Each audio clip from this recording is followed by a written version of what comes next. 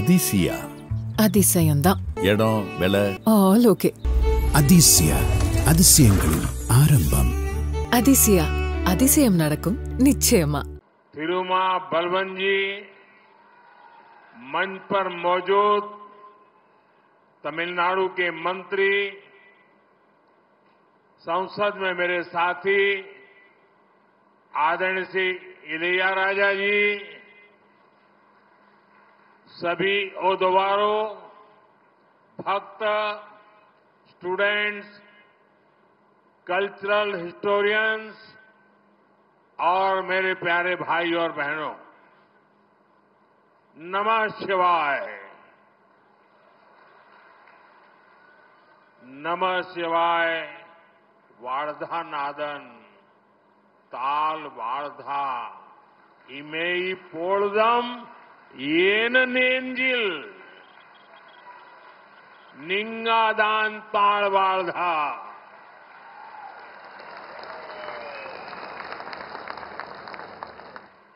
வணக்கம் சோழமண்டலம்.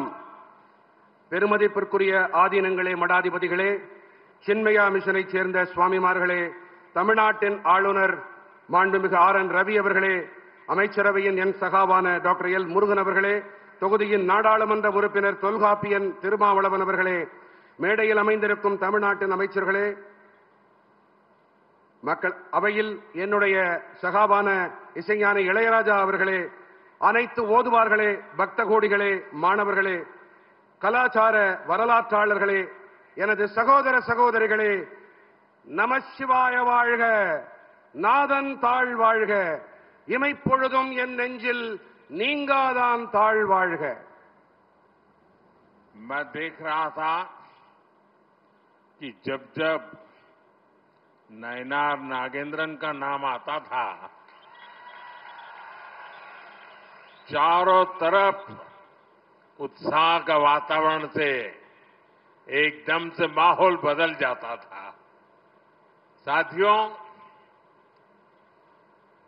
एक प्रकार से राजराजा की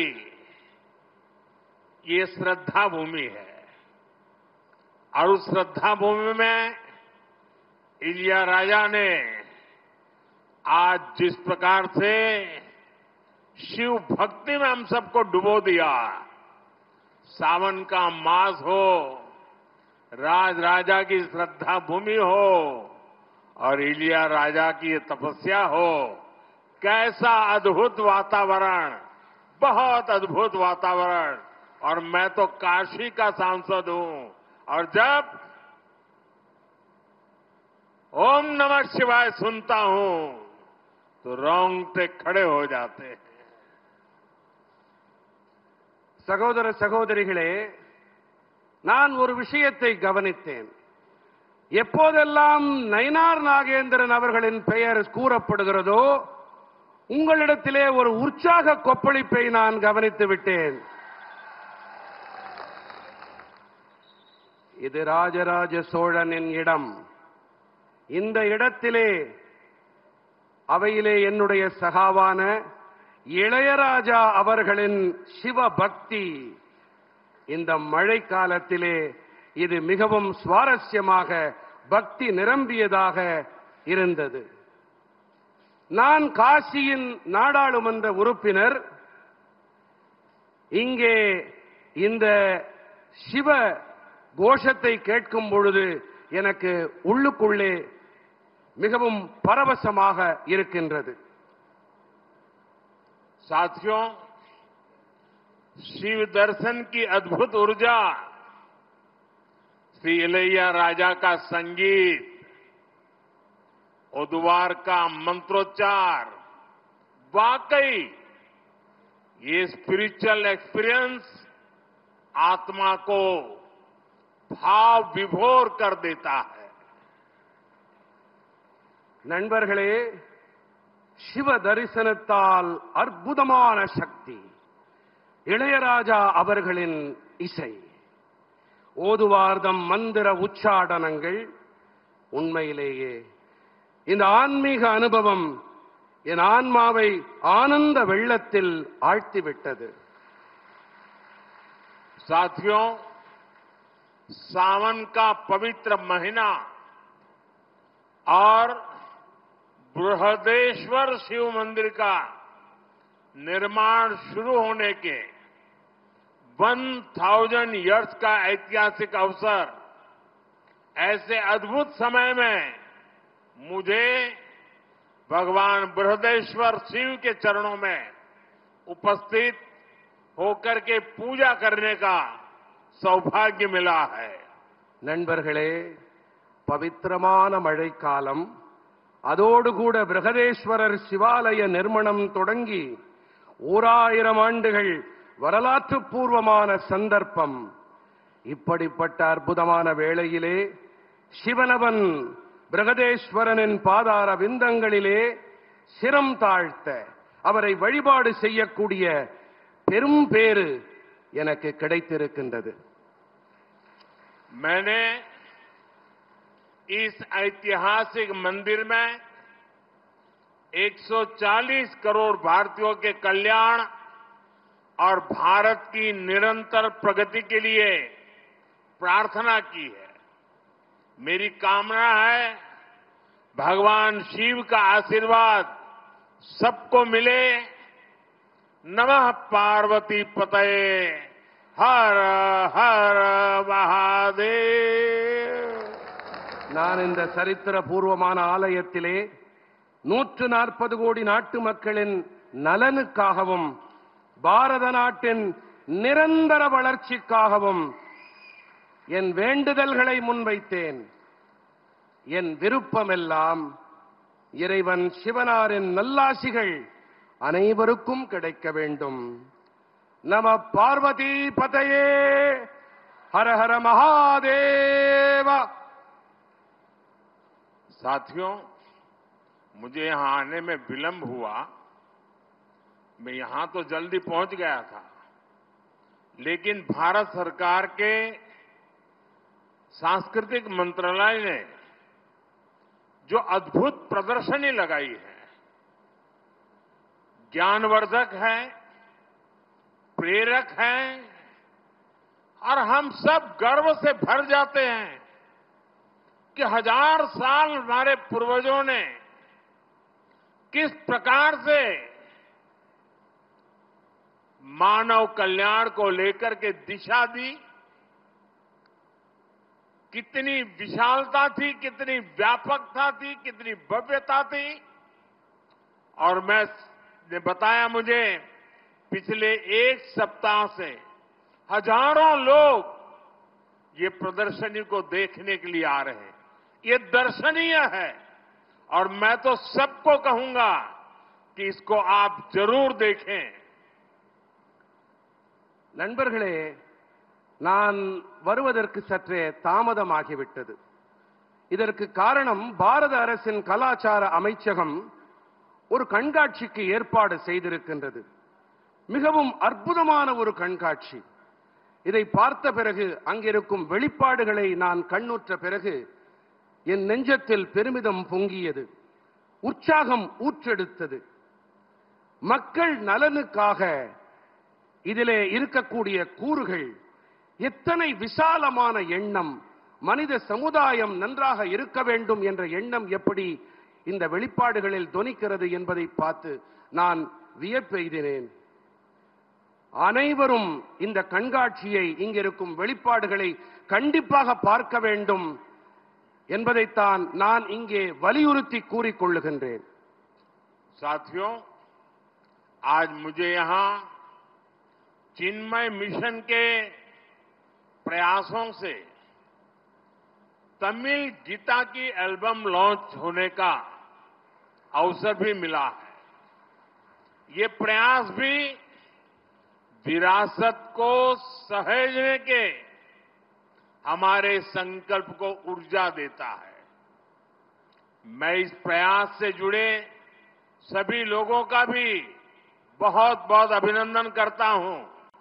நண்பர்களே, சின்மயா மிஷனுடைய முயற்சிகள் காரணமாக தமிழ் மொழியிலே பகவத்கீதை இசை தொகுப்பை வெளியிடும் வாய்ப்பு எனக்கு கிடைத்தது.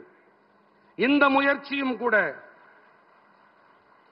நமது பாரம்பரியத்தை போற்றி பாதுகாக்கும் நம்முடைய மன உறுதிக்கு சக்தி கூட்டுகிறது. இந்த முயற்சியோடு இணைந்திருக்கும் அனைவருக்கும் நான் என் நெஞ்சார்ந்த பாராட்டுக்களை தெரிவித்துக் கொள்ளுகின்றேன். साथियों, चोला राजाओं ने अपने राजनयिक और व्यापारिक संबंधों का विस्तार श्रीलंका, मालदीव और दक्षिण पूर्व एशिया तक किया था. ये भी एक संयोग है कि मैं कल ही मालदीव से लौटा हूं और आज तमिलनाडु में इस कार्यक्रम का हिस्सा बना हूं. நண்பர்களே, சோழ அரசர்கள் தங்களுடைய அரசியல் மற்றும் வியாபார தொடர்புகளின் விரிவாக்கத்தை இலங்கை, மாலத்தீவுகள் மற்றும் தென்கிழக்கு ஆசியா வரை செய்திருந்தார்கள். நான் நேற்று தான் மாலத்தீவுகளிலிருந்து திரும்பி வந்தேன். இன்று தமிழ்நாட்டின் இந்த நிகழ்ச்சியிலே நான் கலந்து கொள்ளுகிறேன். மிக உவப்பெய்துகிறேன். हमारे शास्त्र कहते हैं शिव के साधक भी शिव में ही समाहित होकर उनकी ही तरह अविनाशी हो जाते हैं. इसलिए शिव की अनन्य भक्ति से जुड़ी भारत की चोला विरासत भी आज अमर हो चुकी है. நண்பர்களே, சிவபக்தர்களே, சிவனை வழிபாடு செய்பவனும் சிவபெருமானிலேயே கலந்து விடுகிறான், அவரைப் போலவே அழிவற்றவனாகி விடுகிறான் என்று நமது சாத்திரங்கள் ஓங்கி ஒலிக்கின்றன. ஆகையால் தான் சிவபெருமானிடத்திலே ஆழ்ந்த பக்தி கொண்ட பாரத தேசத்து சோழர்களின் பாரம்பரியமும் கூட இன்று அமரத்துவம் அடைந்து விட்டது. राजा चोला, राजेंद्र चोला, ये नाम भारत की पहचान और गौरव के पर्याय है. चोला साम्राज्य का इतिहास और विरासत ये भारत के वास्तविक सामर्थ्य का, ट्रू पोटेंशियल का उद्घोष है. ராஜராஜ சோழன், ராஜேந்திர சோழன், இந்த பெயர்கள் பாரதத்தின் அடையாளங்கள், கௌரவத்தின் இணை சொற்கள். சோழ பேரரசு, சோழ சாம்ராஜ்யத்தின் வரலாறு மற்றும் பாரம்பரியம் இவை பாரதத்தின் மெய்யான வல்லமையின் இயலாற்றலின் பிரகடனங்கள். ये भारत के उस सपने की प्रेरणा है जिसे लेकर आज हम विकसित भारत के लक्ष्य की ओर आगे बढ़ रहे हैं. मैं इसी प्रेरणा के साथ राजेंद्र चोला द ग्रेट को नमन करता हूं. பாரதத்தின் அந்த கனவு அளிக்கும் உத்வேகத்தால் உந்தப்பட்டு இன்று நாம் வளர்ச்சியடைந்த பாரதம் என்ற இலக்கை நோக்கி முன்னேற்றம் கண்டு வருகின்றோம். நான் இந்த உள்ளெழுச்சி காரணமாக பெரும் பராக்கிரமன் ராஜேந்திர சோழனை வழுத்துகின்றேன். पिछले कुछ दिनों में आप सभी ने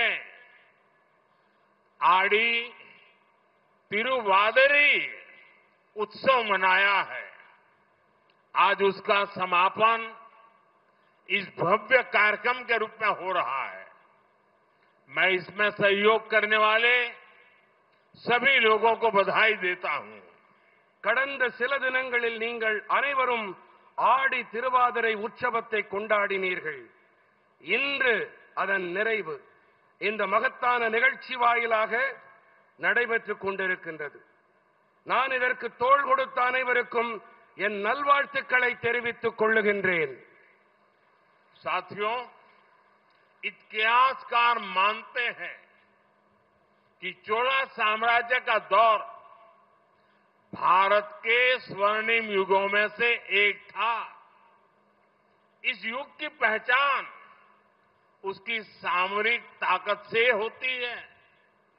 मदर ऑफ डेमोक्रेसी के रूप में भारत की परंपरा को भी चोला साम्राज्य ने आगे बढ़ाया था।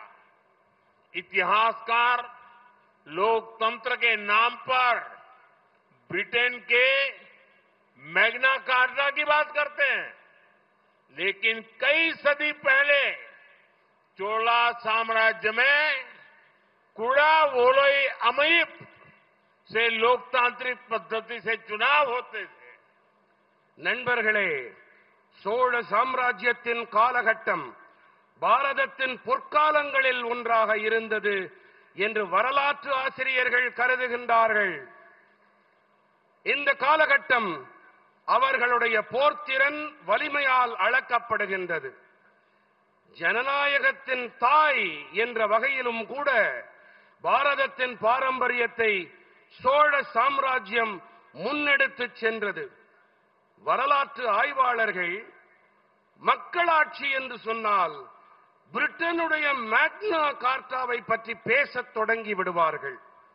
ஆனால் பல நூற்றாண்டுகள் முன்பாகவே சோழ சாம்ராஜ்யத்தில் குடவோலை முறை வாயிலாக ஜனநாயக வழிமுறைப்படி தேர்தல்கள் நடந்தன.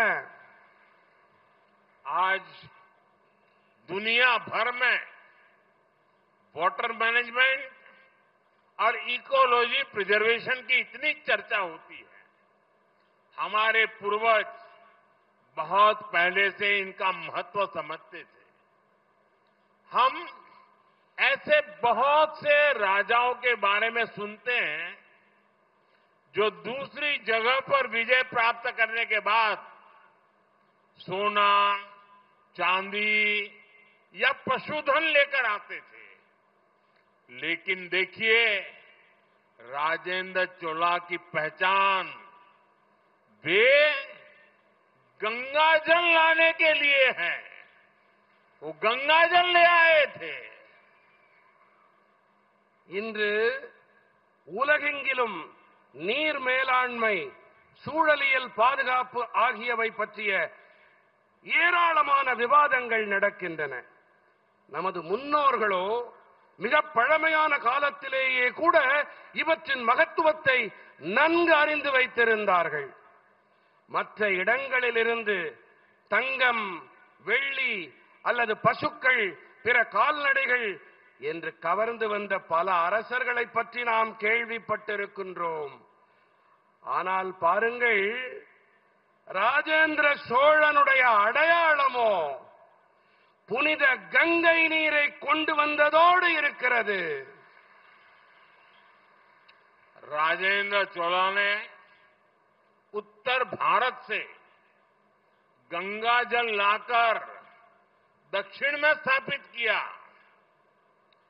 गंगा जलमयम जयस्तंभम, उस जल को यहां चोला गंगा एरी, चोला गंगा झील में प्रवाहित किया गया, जिसे आज பொன்னேரி झील के नाम से जाना जाता है। ராஜேந்திர சோழன் வடபாரதத்திலிருந்து புனித கங்கை நீரை கொண்டு வந்து தெற்கிலே நிறுவினான்.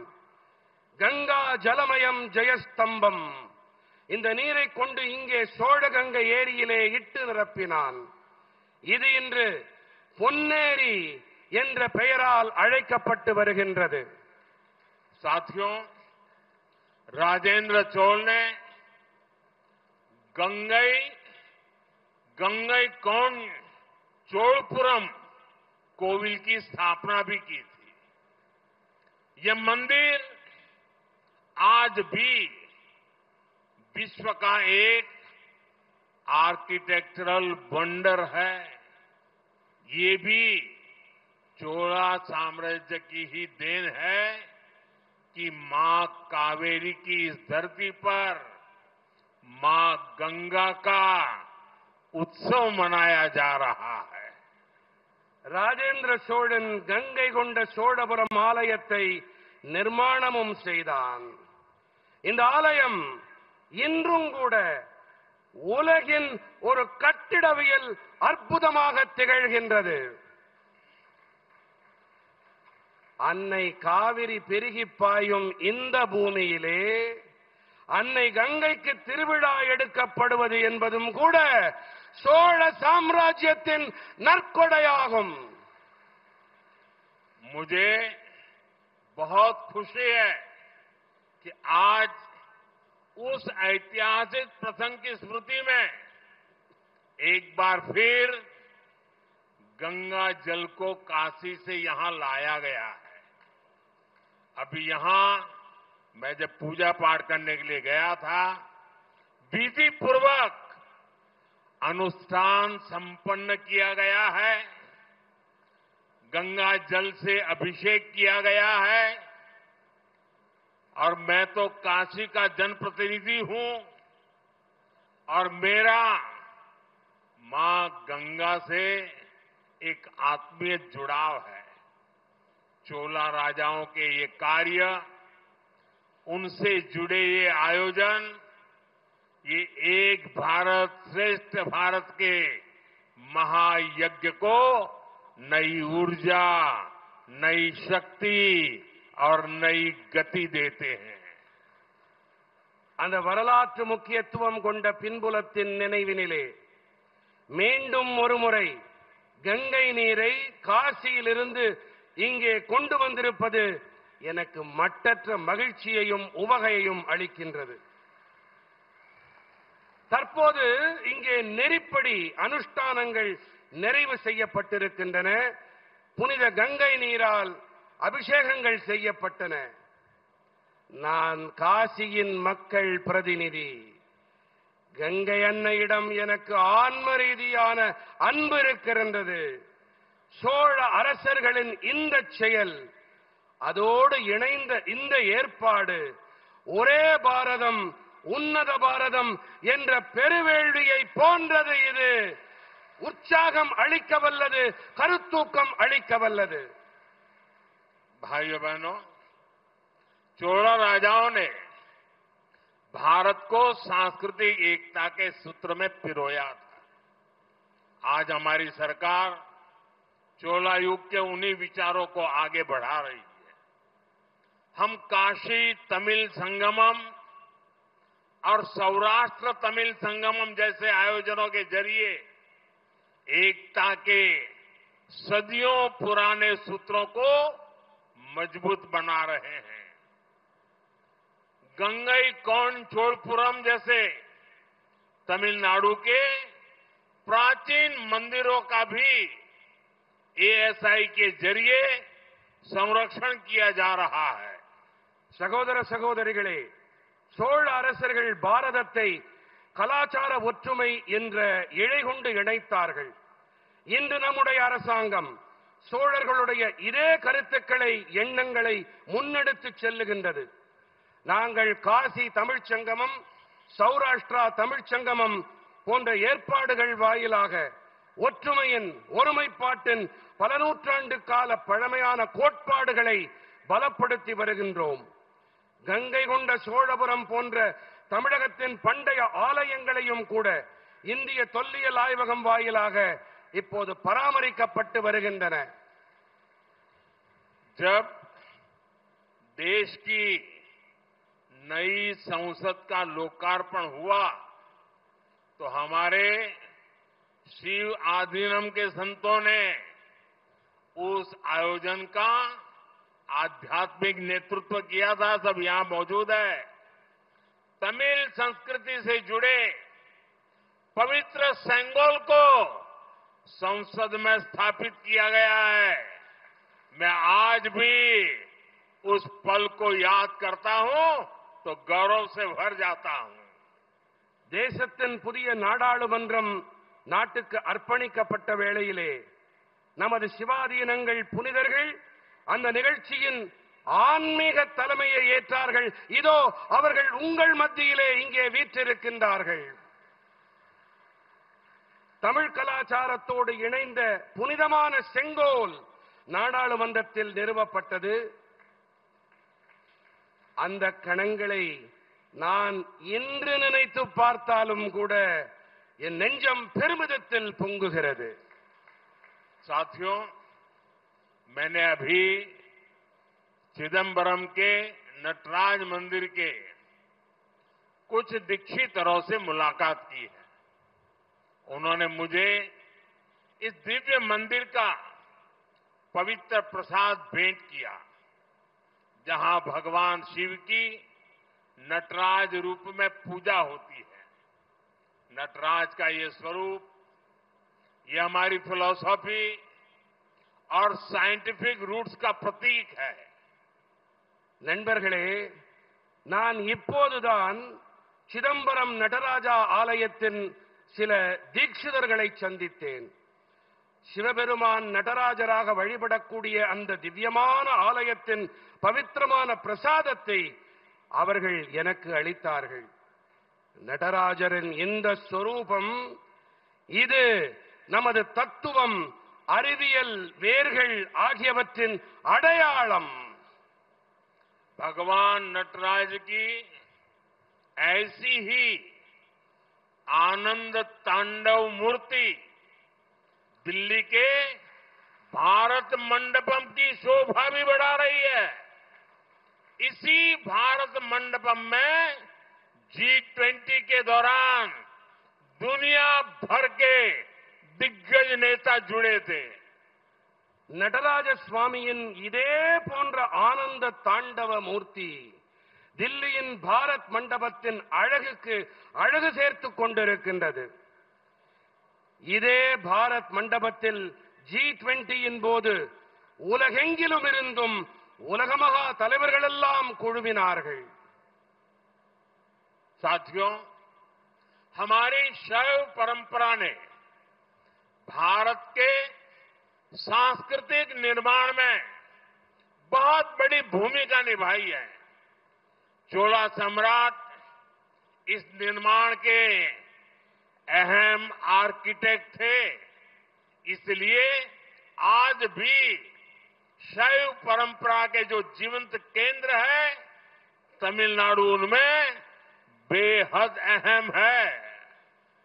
நமது சைவ பாரம்பரியம் பாரதத்தின் கலாச்சார நிர்மாணத்திலே மிகப்பெரிய பங்களிப்பை ஆற்றியிருக்கின்றது. சோழ பேரரசர்கள் இந்த நிர்மாணத்தின் முக்கியமான சிற்பிகளாக விளங்கினார்கள். ஆகையால்தான் இன்றும் கூட சைவ பாரம்பரியத்தின் உயிர்ப்புடைய மையங்களில் தமிழ்நாடு மிகவும் முக்கியமானது. महान म्यांमार संतों की लीगेसी, उनका भक्ति लिटरेचर, तमिल लिटरेचर, हमारे पूज्य आधीनमों की भूमिका, उन्होंने सोशल और स्पिरिचुअल फील्ड में एक नए युग को जन्म दिया है. பெருமைமிகு நாயன்மார் புனிதர்களின் சீர்மரபு, அவர்கள் யாத்த பக்தி காப்பியங்கள், செம்மொழியாம் தமிழ் மொழியின் இலக்கியம், நமது போற்றுதலுக்குரிய ஆதீனங்களின் பங்களிப்பு, அவர்கள் சமூக மற்றும் ஆன்மீக களங்களில் ஒரு புதிய யுகத்திற்கு பிறப்பளித்திருக்கின்றார்கள். साथियों, आज दुनिया जब इंस्टेबिलिटी, वायलेंस और एनवायरमेंट जैसी समस्याओं से जूझ रही है, ऐसे में शैव सिद्धांत हमें सॉल्यूशंस का रास्ता दिखाते हैं. நண்பர்களே, இன்று உலகம் நிலையில்லா தன்மை, வன்முறை மற்றும் சுற்றுச்சூழல் போன்ற பிரச்சனைகளில் உழன்று வரும் வேளையிலே சைவ சித்தாந்தம் நமக்கு தீர்வளிக்கும் பாதையை துலக்கி காட்டுகின்றது. आप देखिए, तिरुमूलर ने लिखा था, अनबे शिवम, अर्थात प्रेम ही शिव है, लव इज शिवा. आज अगर विश्व इस विचार को एडॉप्ट करे तो ज्यादातर क्राइसिस अपने आप सॉल्व हो सकती है।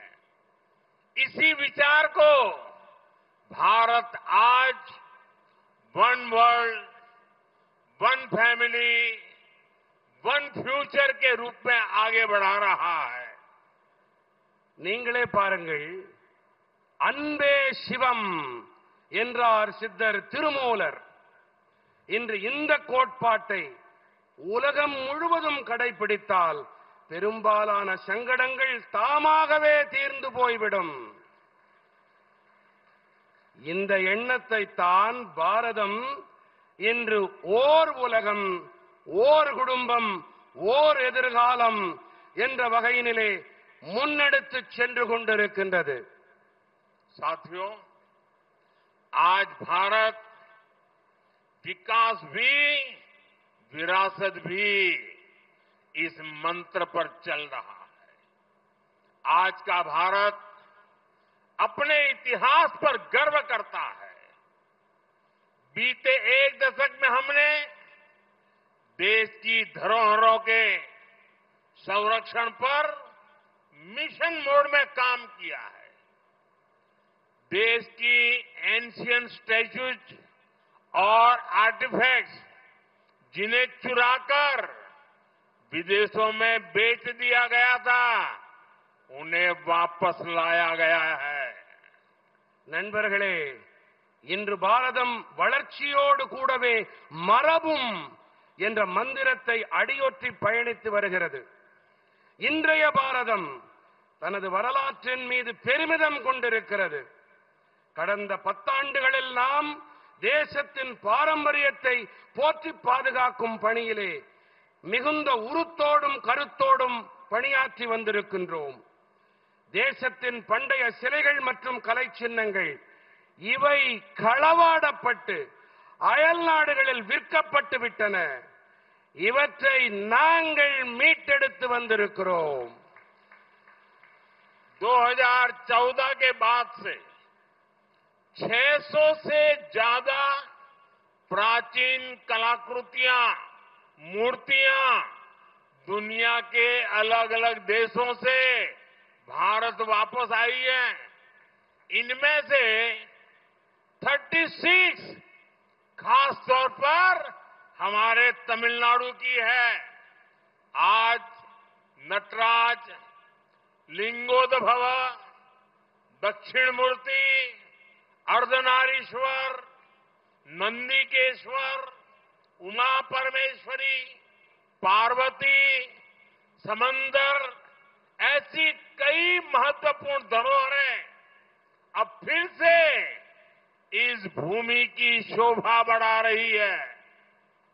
2014ஆம் ஆண்டிற்கு பிறகு 600க்கும் அதிகமான தொன்மையான கலைப்படைப்புகள் உலகின் பல்வேறு தேசங்களிலிருந்தும் பாரதம் வந்தன.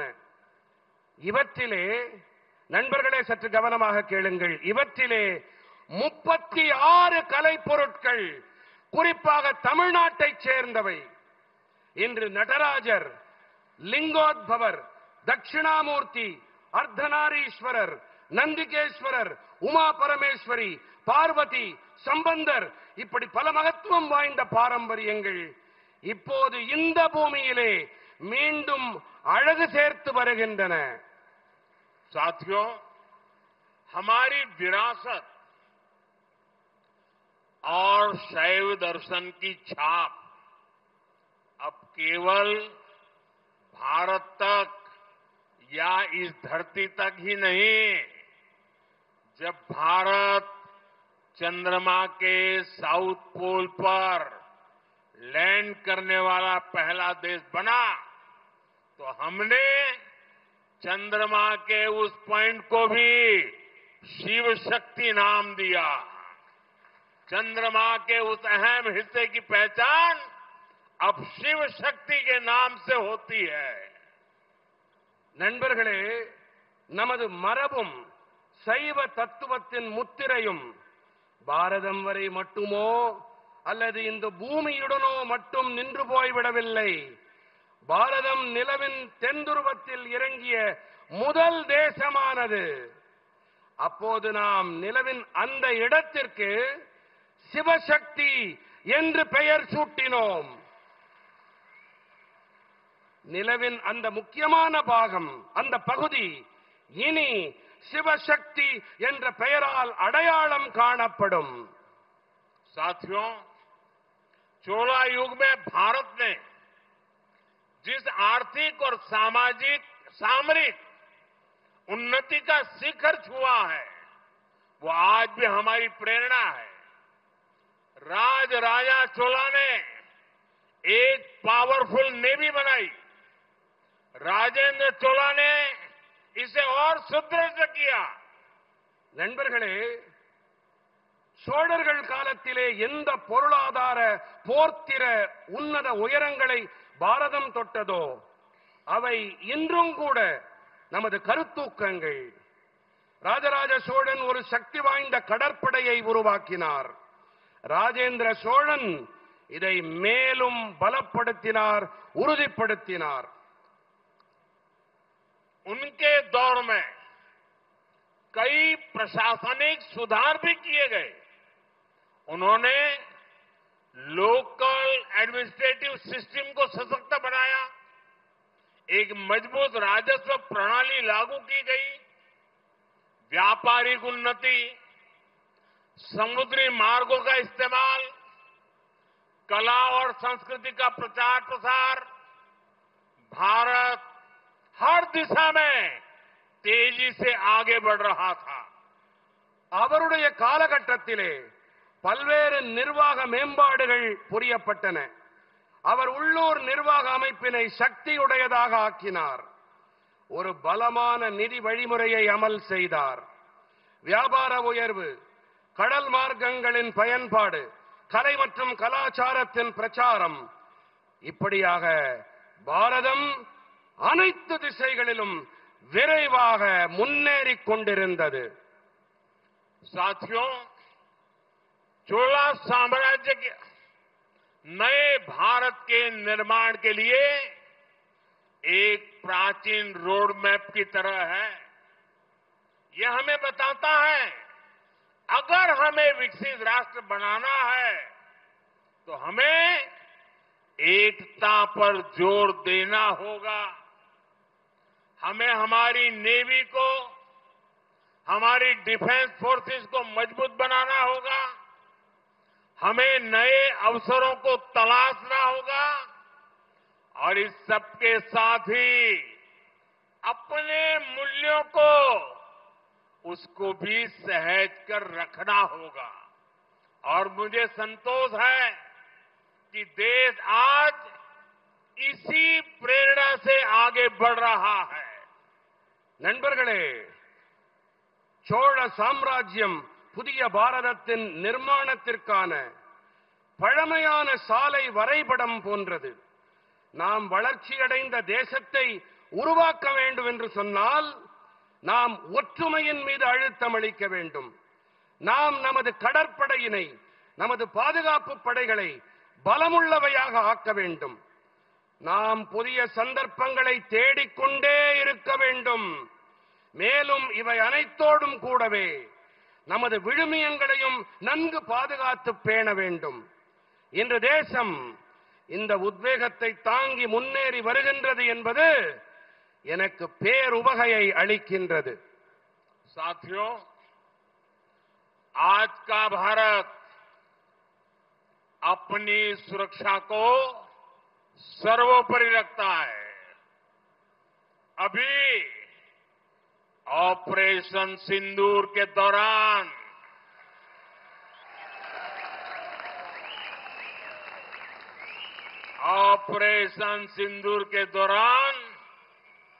दुनिया ने देखा है कि कोई अगर भारत की सुरक्षा और संप्रभुता पर हमला करता है तो भारत उसे कैसे जवाब देता है. ऑपरेशन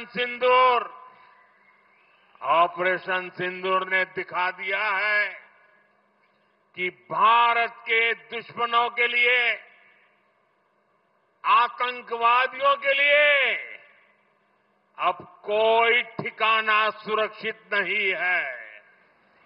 और आज जब मैं हेलीपैड से यहां आ रहा था, 3-4 किलोमीटर का रास्ता काटते हुए, और अचानक मैंने देखा एक बड़ा रोड शो बन गया और हर एक के मुंह से ऑपरेशन सिंदूर का जय जयकार हो रहा था। ये पूरे देश में ऑपरेशन सिंदूर ने एक नई चेतना जगाई है, नया आत्मविश्वास पैदा किया है और दुनिया को भी भारत की शक्ति को स्वीकार करना पड़ रहा है। நண்பர்களே, இன்றைய பாரதம் தனது பாதுகாப்பை அனைத்தையும் விட பெரிதாக கருதுகின்றது. யாராவது பாரதத்தின் பாதுகாப்பு மற்றும் இறையாண்மை மீது தாக்குதல் தொடுத்தால் பாரதம் எப்படிப்பட்ட பதிலடியை கொடுக்கும் என்பதை ஆபரேஷன் சிந்தூரின் போது உலகமே உற்று பார்த்தது. பாரதத்தின் எதிரிகளுக்கும் பயங்கரவாதிகளுக்கும் எந்த ஒரு மறைவிடமும் பாதுகாப்பானது கிடையாது என்பதை ஆபரேஷன் சிந்தூர் வெளிச்சம் போட்டு காட்டியது. நண்பர்களே, நான் இங்கே வந்தபோது அங்கே ஹெலிபேடிலே தரையை தொட்டேன். சற்றேறக்குறைய 3-4 கிலோமீட்டர்கள் தொலைவில் இருந்தது அது. அப்போது அங்கே சாலையிலே ஒரு ரோட் ஷோவிற்கு ஏற்பாடு செய்யப்பட்டிருந்தது. அனைவரிடத்திலும் ஆபரேஷன் சிந்தூரின் ஜெயகோஷம் அவர்கள் வாயிலே இதுவே மந்திர ஒலியாக ஒலித்துக் கொண்டிருந்தது. இதே உணர்வுதான் நாடு முழுவதிலும் இருக்கும் குடிமக்கள் மனதிலும் குரலிலும் ஒலித்துக் கொண்டிருக்கின்றது, பிரதிபலித்து வருகின்றது. நம் நாட்டில் மட்டுமல்ல, உலகமே இதை கண்டு வியந்து பார்க்கிறது. இந்தியாவின் வல்லமையை உலகம் தெரிந்து கொண்டு வருகின்றது. साथियों, हम सब जानते हैं कि राजेंद्र चोला ने गंगईकोंड चोलपुरम का निर्माण कराया तो उसके शिखर को तंजावुर के बृहदेश्वर मंदिर से छोटा रखा। वो अपने पिता के बनाए मंदिर को सबसे ऊंचा रखना चाहते थे।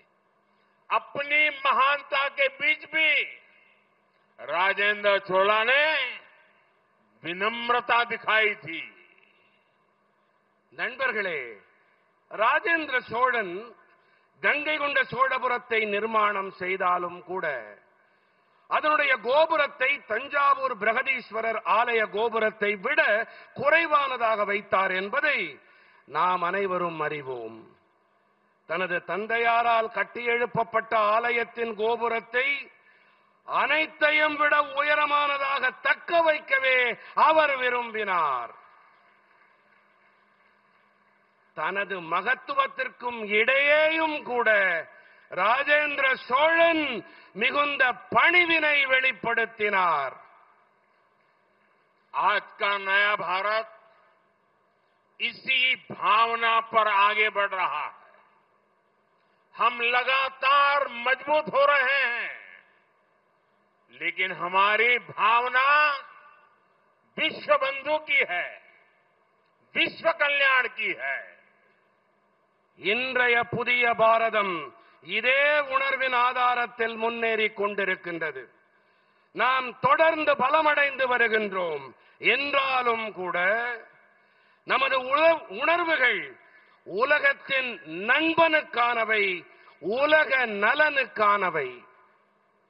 साथियों, अपनी विरासत पर गर्व की भावना को आगे बढ़ाते हुए आज मैं यहां एक और संकल्प ले रहा हूं। आने वाले समय में हम तमिलनाडु में राजराजा चोला और उनके पुत्र और महान शासक राजेंद्र चोला प्रथम की भव्य प्रतिमा स्थापित करेंगे। ये प्रतिमाएं हमारी ऐतिहासिक चेतना का आधुनिक स्तंभ हो बनेगी। நண்பர்களே, நம்முடைய பாரம்பரியத்தின் மீது பெருமித உணர்வை முன்னெடுக்கும் வேளையிலே இன்று இங்கு மேலும் ஒரு உறுதிப்பாட்டை நான் மேற்கொள்கிறேன். வரவிருக்கும் காலங்களிலே நாம் தமிழ்நாட்டிலே ராஜராஜ சோழன் அவருடைய மைந்தன் மகத்தான ஆட்சியாளர் முதலாம் ராஜேந்திர சோழனுடைய பிரமாதமான உருவச் சிலையை நிர்மாணம் செய்வோம்.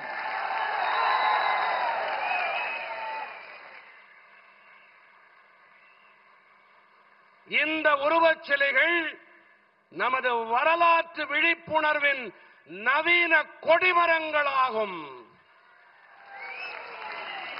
साथियों, आज डॉक्टर एपीजे अब्दुल कलाम जी की पुण्यतिथि भी है। विकसित भारत का नेतृत्व करने के लिए हमें डॉक्टर कलाम, चोला राजाओं जैसे लाखों युवा चाहिए। शक्ति और भक्ति से भरे ऐसे ही युवा 140 करोड़ देशवासियों के सपनों को पूरा करेंगे। हम साथ मिलकर एक भारत श्रेष्ठ भारत के संकल्प को आगे बढ़ाएंगे। इसी भाव के साथ मैं एक बार फिर आज के इस अवसर की आप सबको बधाई देता हूं। बहुत बहुत धन्यवाद।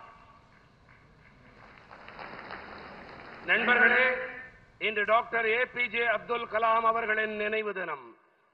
வளர்ச்சியடைந்த பாரதத்திற்கு தலைமை தாங்க டாக்டர் கலாம் சோழ பேரரசர்களைப் போன்று லட்சக்கணக்கான இளைஞர்கள் தேவை. சக்தியும் பக்தியும் நிறைந்த இப்படிப்பட்ட இளைஞர்கள் 140 கோடி நாட்டு மக்களின் கனவுகளை நிறைவேற்றுவார்கள். நாம் அனைவரும் இணைந்து ஒரே பாரதம் உன்னத பாரதத்திற்கான உறுதிப்பாட்டை முன்னெடுத்துச் செல்வோம். இந்த உணர்வோடு கூடவே மீண்டும் ஒரு முறை இந்த வேளையிலே உங்கள் அனைவருக்கும் நல்வாழ்த்துக்களை தெரிவித்துக் கொள்கிறேன். பல பல நன்றிகள். मेरे साथ बोलिए भारत माता की, भारत माता की, भारत माता की। வணக்கம். அதிசயா அதிசயம்தான். இடம் விலை ஆல் ஓகே. அதிசயா அதிசயங்களின் ஆரம்பம். அதிசயா அதிசயம் நடக்கும் நிச்சயமா.